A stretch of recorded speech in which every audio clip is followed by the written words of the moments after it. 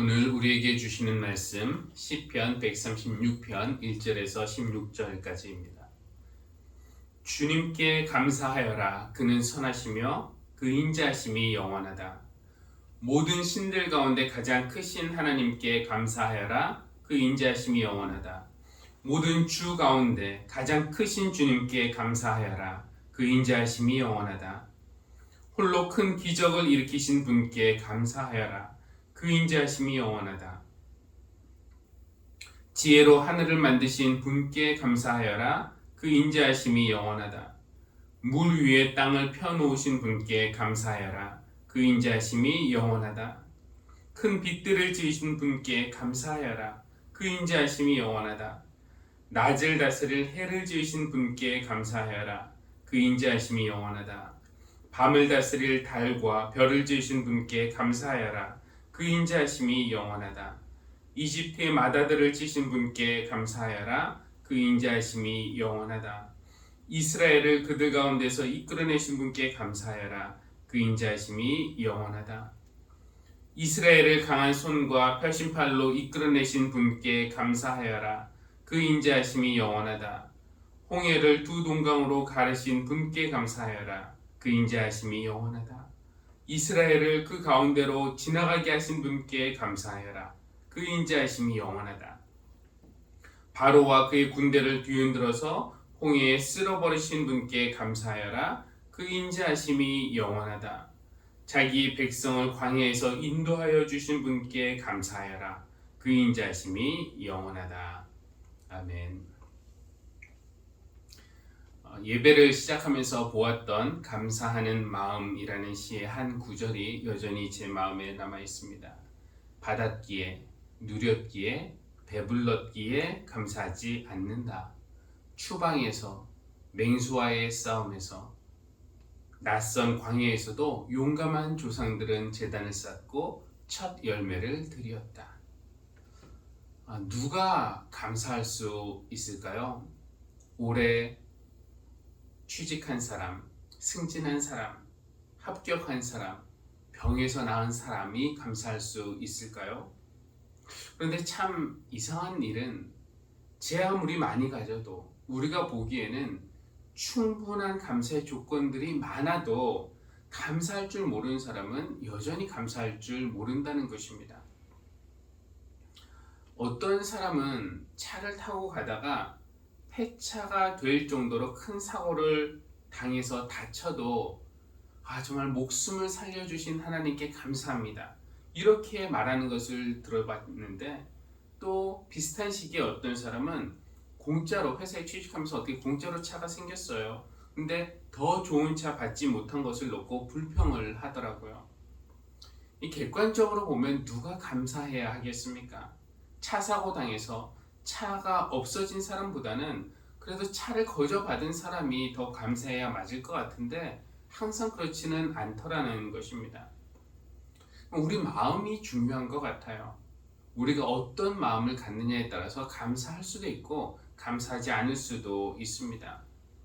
오늘 우리는 시편 136편을 읽으면서 여기서 감사의 마음을 좀 배워보려고 합니다.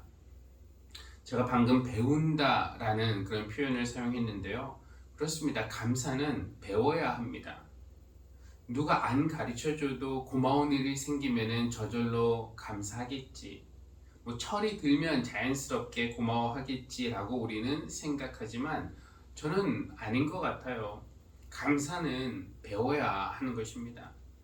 옛 이스라엘 백성은 오늘 우리가 읽은 시편 136편과 같은 감사 찬양들을 이 예배 시간에 이런 찬양들을 하면서 감사를 배웠습니다.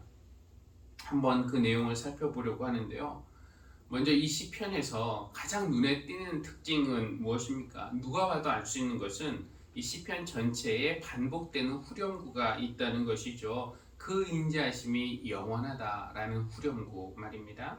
한 사람이 먼저 하나님께 감사하여라 그는 선하시며까지 말하면은 모두가 다 같이 한 목소리로 그 인자하심이 영원하다로 화답하는 것입니다. 모든 신들 가운데서 가장 크신 하나님께 감사하여라. 그러면 모두가 그의 인자하심이 영원하다. 모든 주 가운데서 가장 크신 주님께 감사하여라. 그럼 모두 그 인자하심이 영원하다. 이렇게 이어가는 것입니다. 꼭 강강술래하는 것 같죠. 한 명이 한가위라 달이 떴다 선창하면 나머지 모두가 강강술래 이렇게 말하는 것과 비슷합니다. 우리가 어쩌면은 동그랗게 둘러서서 서로의 손을 잡고 이런 식의 감사 찬양을 드릴 수도 있을 것입니다. 지난 주 중에 여러분에게 추수감사절을 맞아서 감사의 이야기, 감사의 고백들을 들려달라고 그렇게 부탁을 했는데 많은 분이 감사의 내용을 적어서 보내주셨어요. 여러분이 보내주신 그 내용으로 우리가 감사의 강강술래를 한다면은 이런 식으로 할 수 있을 겁니다. 누군가가 우리 중에 시작하겠죠. 올해 초에 소망했던 진로의 길을 열어주신 주님께 감사합니다. 그렇게 시작하면은 우리 모두가 그 인자하심이 영원하다. 이렇게 화답하는 것입니다. 지난 2년간 마스크 때문에 불편했는데 길에서 넘어졌을 때 마스크 덕분에 덜 다치게 해주신 하나님께 감사합니다. 그럼 우리 모두 그 인자하심이 영원하다. 자녀들이 원하는 대학에 입학하게 하신 하나님께 감사합니다. 그 인자하심이 영원하다. 새벽 예배로 주님을 만나게 하시고 성경 말씀이 쏙쏙 들어오는 은혜를 주신 하나님께 감사합니다. 그럼 우리 모두 그 인자하심이 영원하다. 이렇게 답하는 겁니다. 이런 것도 있었어요. 지난 시간 하나님을 받아들이지 못하고 겉돌며 살았는데 저를 묵묵히 기다려 주시고 이제라도 하나님께 가도 되냐고 하는 물음에 말없이 안아주시고 함께 눈물 흘려주신 하나님께 감사합니다. 정말이지 하나님의 은혜, 그 인자하심이 영원하다고 찬양하지 않을 수가 없습니다. 꼭 우리가 운율을 맞추지 않아도 우리가 무슨 놀이를 하듯이 이런 식으로 계속 감사의 찬양을 이어갈 수 있을 겁니다. 이런 식으로 하다 보면은 유익한 점이 뭐냐면은 우리가 이것을 하는 동안에 다른 사람의 감사를 들으면서 감사를 배울 수 있다는 것입니다.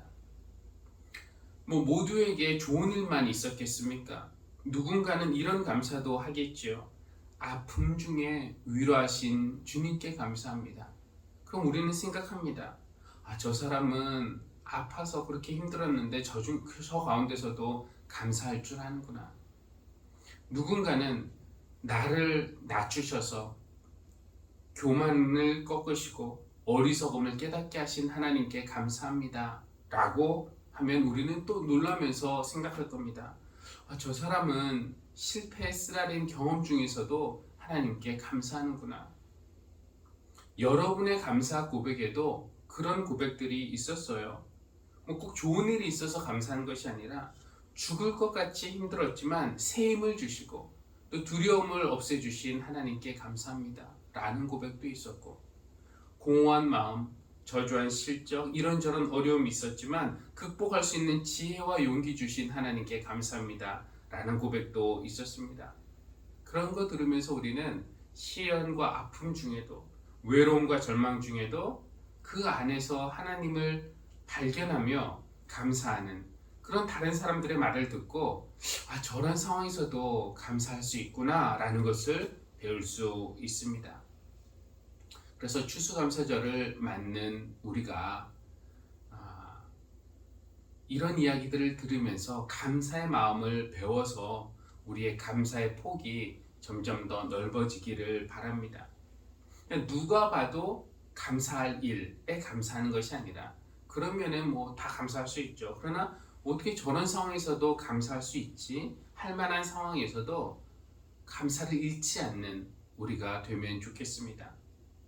지난 주일에도 말씀드렸듯이 처음부터 모든 일에 감사하는 것이 힘들겠지만 우리가 감사를 배움으로써 조금씩 더 많은 일에 감사하게 되고 그 다음에는 대부분의 일에 감사하게 되고 결국에는 모든 일에 감사하는 그 마음까지 우리가 성장할 수 있기를 주님의 이름으로 축원합니다. 감사의 능력을 키우기 위해서 우리가 구체적으로 무엇을 할 수 있을까? 어떤 생각을 해야 될까? 오늘 시편 136편 말씀 묵상하면서 깨달은 것 두 가지를 나누고 싶습니다. 첫 번째는 당연한 것은 없다라는 것입니다. 그렇죠? 모든 것을 이렇게 당연하다 이렇게 생각하는 사람에게는 감사가 나올 수가 없습니다. 그러나 내가 당연하다 이 생각을 버리면은 그런 말을 사용하지 않으면은 그 다음부터는 감사뿐입니다. 예를 들면 하늘이 있는 것은 당연한 것입니까? 감사한 것입니까? 새벽에 나와보면 분홍색으로 물든 하늘, 낮에는 또 파란색으로 저녁에는 붉은색으로 물드는 하늘, 구름 한 점 없다가 또 때로는 먹구름을 데려와서 이 땅에 꼭 필요한 비를 내려주는 하늘, 또 비가 다 내리면 그 먹구름을 치워서 강한 햇살로 별을 익게 하고 땅을 마르게 하고 과일을 달게 하는 그 하늘, 우리가 그 하늘을 당연한 게 생각하면 감사할 이유가 없어요. 뭐 하늘이 있는 게 당연하지 뭐가 감사해. 그러나 오늘 시편은 그렇게 말하지 않습니다. 5절에 보니까 지혜로 하늘을 만드신 분께 감사하여라. 그 인자하심이 영원하다. 생각해보면 그렇습니다.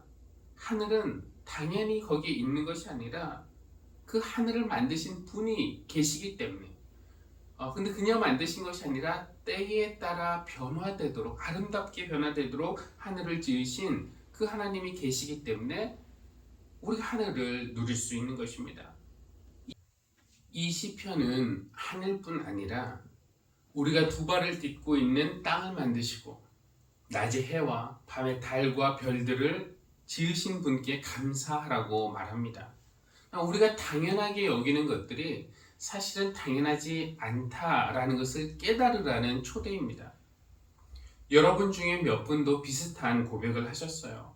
그동안 당연하다라고 여겼던 것들이 생각해보니까 전혀 당연하지 않았다라는 것을 깨달았다는 그런 고백이었습니다.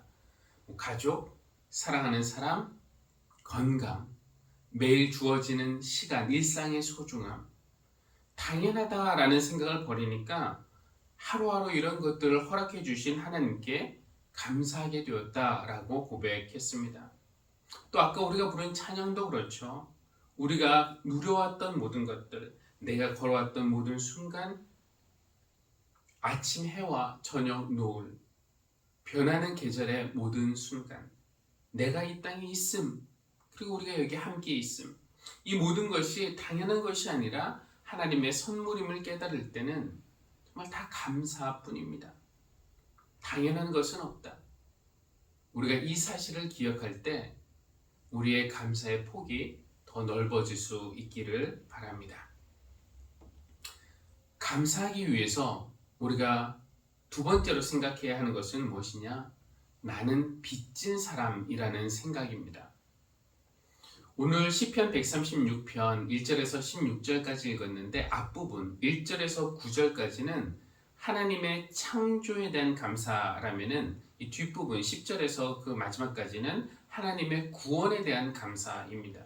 앞부분은 하나님이 하늘, 땅, 해, 달, 별 이 모든 것을 창조하셨다. 지혜로 창조하셨기 때문에 사실 당연한 것은 아무것도 없고 모든 것이 하나님이 우리에게 주신 좋은 선물이라는 거 우리가 깨달을 때 감사할 수밖에 없다라는 그런 내용이었다면요. 뒷부분은 출애굽 경험을 바탕으로 하나님의 구원을 찬양하며 감사하는 내용입니다. 이렇게 찬양하죠. 이집트의 맏아들을 치신 분께 감사해라. 이스라엘을 그들 가운데서 이끌어내신 분께 감사해라. 강한 손과 펴신 팔로 그들을 이끌어내신 분께 감사해라. 그런 이런 모든 행위의 주체가 하나님인 겁니다. 하나님이 이집트의 재앙을 내리심으로써 이스라엘 백성을 그 지옥 같은 노예 생활에서 구원하셨습니다. 그러니까 그들이 주어가 아니에요. 이런 모든 행위에. 만약에 그들이 피 흘리면서 투쟁하면서 얻은 자유라면은 하나님에게 빚졌다 이런 생각할 필요가 없죠. 그러나 그들이 아무것도 하지 않았지만 하나님이 알아서 처음부터 끝까지 다 해주셨기 때문에 그들이 그 노예의 땅에서 나와서 자유를 얻을 수 있었습니다. 그러니 그들은 빚진 사람들입니다. 13절부터는 홍해 사건인데요. 홍해를 두 동강으로 가르신 분께 감사하여라. 이스라엘을 그 가운데로 지나가게 하신 분께 감사하여라. 바로와 그의 군대를 뒤흔들어서 홍해에 쓸어버리신 분께 감사하여라. 이번에도 그 홍해를 건너기 위해서 백성이 한 것은 아무것도 없었습니다. 그들이 만약에 배를 만들어서 홍해를 건넜다면 하나님께 빚졌다는 생각할 필요 없죠. 그들이 만약에 헤엄쳐서 건넜다면 하나님께 그렇게 고마울 거 없습니다. 그러나 홍해를 건너기 위해서 이 백성이 한 것이 아무것도 없어요. 바람을 일으키신 분도 하나님이시고 물을 가르신 분도 하나님이시고 쫓아오는 바로와 그의 군대를 쓸어버리신 분도 하나님이라는 겁니다. 백성이 하는 일이 있다면 그냥 하나님이 내신 그 마른 땅으로 걸어 나간 것밖에 없습니다. 그러니 이스라엘 백성은 빚진 사람들이죠. 우리가 빚지는 것을 채무라고 하는데, 채무자가 되는 것은 뭐 바람직한 일 아니지만 우리가 살아가면서 채무 의식을 갖는 것, 내가 빚진 사람이다 라는 생각을 갖는 것은 매우 중요합니다. 왜냐하면 감사가 거기에서부터 나오기 때문입니다. 오늘 시편은 하나님의 구원을 찬양하는데, 기본적으로 이것이 우리에게 가르쳐주는 바는 우리는 하나님에게 구원의 빚을 진 사람들이라는 것입니다. 구원을 이루기 위해서 이스라엘 백성이 한 것 아무것도 없었어요.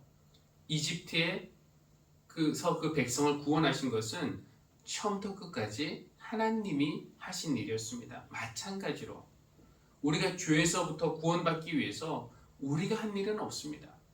하나님이 처음부터 끝까지 다 하셨고, 우리가 한 일이 있다면 예수님의 십자가와 부활을 통해서 주어진 그 구원의 선물을 우리가 받은 것밖에 없는 겁니다.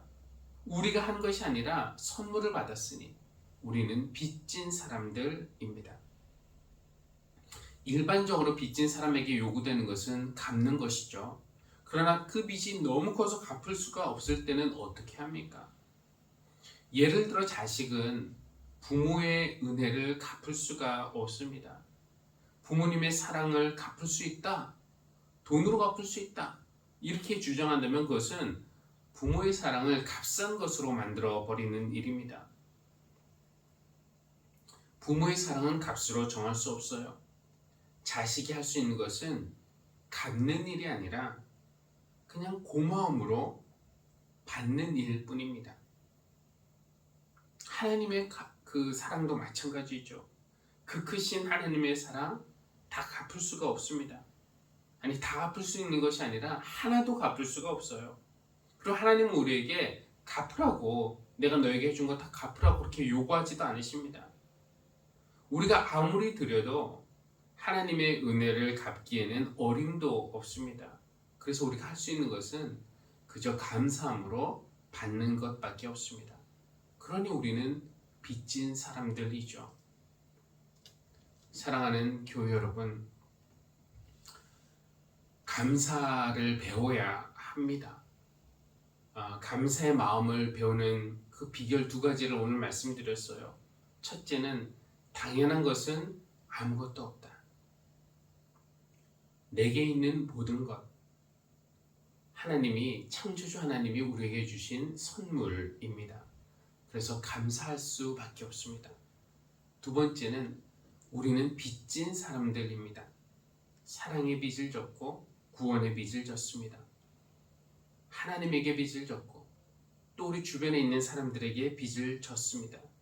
그러니 우리는 빚진 사람들이죠. 제게도 당연한 것은 없다는 생각이 듭니다. 제가 여기에 살아있음이 감사하고 또 여러분이 곁에 계심이 감사합니다. 하나님이 하늘씨앗 교회를 제게 맡기신 것도 감사하고 여러분이 이 교회를 이루고 계신 분들임을 감사합니다. 무엇보다 주님이 우리와 함께 계신 거 감사하고 성령님이 우리를 인도해 주시는 거 감사하고 하나님이 우리를 통해서 일하시는 거 감사합니다. 우리의 감사의 마음을 담아서 다시 한번 은혜라는 찬양 하겠습니다. 우리의 감사의 그릇을 이 찬양으로 올릴 때 하나님이 그 마음 받으시고 더 좋은 좋은 것으로 그 그릇들을 채워서 우리 모두에게 돌려주시기를 주님의 이름으로 기원합니다. 기도하겠습니다.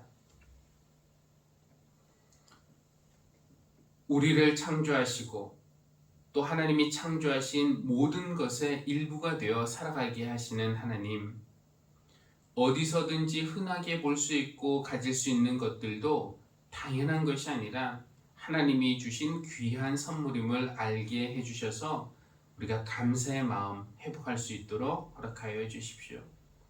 또 우리를 구원하시고 구원의 완성을 위해 우리를 부르시고 또 일을 맡기시는 하나님, 우리가 여기 있음이, 함께 있음이 하나님의 은혜와 또 여러 사람들의 사랑 덕분임을 깨달으며 우리가 사랑의 빚을 진 사람들이라는 것을 기억하게 하셔서 우리의 감사가 넓어지고 깊어지게 하여 주십시오.